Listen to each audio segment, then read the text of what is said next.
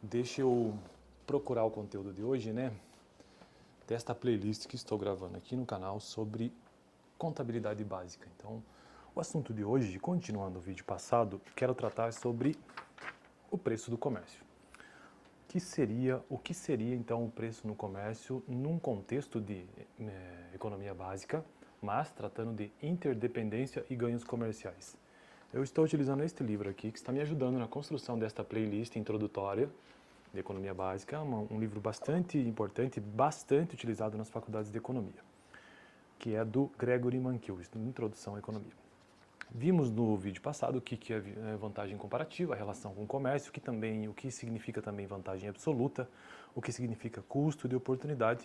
E antes de entrar no texto de hoje, que é o preço do comércio, vamos só recapitular isso. Então, vantagem absoluta é a habilidade para produzir um bem empregando menor quantidade de insumos do que outro produtor. Então, aquele que utiliza menor quantidade de insumo, ele tem vantagem absoluta. Já a vantagem comparativa é a habilidade para produzir um bem com o menor custo de oportunidade que outro produtor. Então veja que o conceito é diferente e aqui envolve a definição do que seja custo de oportunidade. Custo de oportunidade, que significa, é aquilo de que devemos abrir mão para obter algum item. Então, vantagem comparativa é a habilidade para produzir um bem com menor custo de oportunidade que outro produtor. Então, hoje, o preço do comércio diz o seguinte: o princípio da vantagem comparativa estabelece que existem ganhos resultantes da especialização e do comércio. Contudo, algumas perguntas ficam sem resposta. O que determina o preço de comercialização desses bens, afinal de contas? O que determina? Nós já vimos que a vantagem comparativa estabelece, que os ganhos resultantes da especialização e do comércio existem. Mas o que determina o preço? Essa é a pergunta. De que modo os ganhos resultantes são divididos entre as partes? A resposta exata a estas perguntas está além do escopo deste capítulo, mas, porque eu estou no capítulo 3, sobre interdependência e ganhos comerciais, mas podemos fornecer uma regra geral. Para que ambas as partes tenham ganhos, o preço da comercialização deve ficar entre os custos de oportunidade. No exemplo dado, o agricultor e a pecuarista, ou o pecuarista, concordam em negociar a uma taxa de 3 kg de batatas por 1 kg de carne. É que neste capítulo, o exemplo que o autor traz para tentar explicar essa interdependência e ganhos comerciais é de um agricultor e de um pecuarista. Por isso que volta e meia ele menciona, então, pecuarista e agricultor. No exemplo dado, o agricultor e pecuarista concordam em negociar uma taxa de 3 kg de batata por 1 kg de carne. Esse preço está entre o custo de oportunidade da pecuarista, ou seja, 2 kg de batatas por 1 kg de carne, e o custo de oportunidade do agricultor, ou seja, 4 kg de batatas por 1 kg de carne. O preço não precisa estar exatamente no meio para que as duas partes se beneficiem, mas precisa ou deverá estar entre 2 e 4. Para entender por que o preço precisa se manter nesse nível, considere que o que aconteceria se o preço não se mantivesse. Se o preço da carne fosse menos do que 2 kg de batatas, tanto a pecuarista ou o pecuarista, quanto o agricultor desejariam comprar mais carnes, pois o preço estaria abaixo do custo de oportunidade de cada um. Da mesma forma, se o preço da carne fosse maior do que 4 kg de batatas, os dois prefeririam vender carne, pois o preço está acima do custo de oportunidade de cada um. Entretanto, essa economia tem apenas dois membros. Ambos não podem ser compradores de carne, tampouco vendedores. Alguém precisa assumir o outro lado da transação.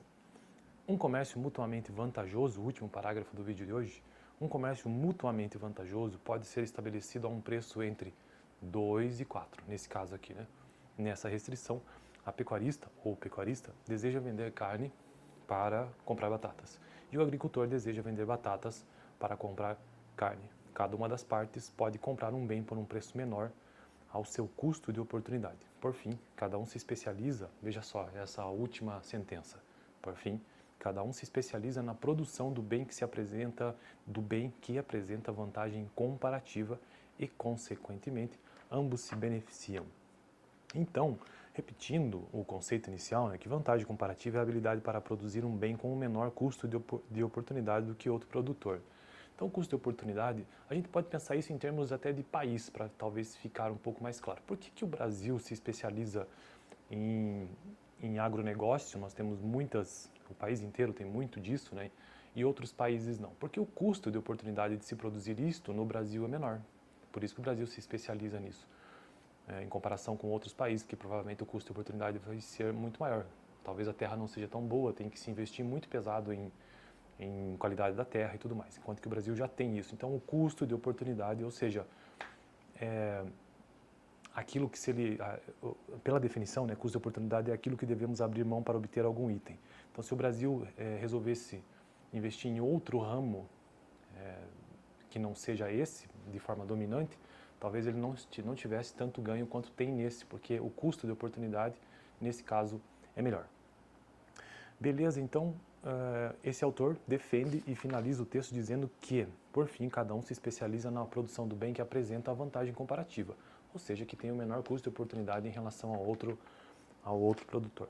No próximo vídeo, então, quero tratar sobre o legado de Adam Smith e David Ricardo para finalizar essa parte sobre vantagem comparativa, a força motriz da especialização na economia clássica. Fico por aqui, dá uma olhada no vídeo passado onde eu tratei sobre vantagem comparativa e comércio. Valeu, toda segunda-feira um vídeo de economia básica por aqui.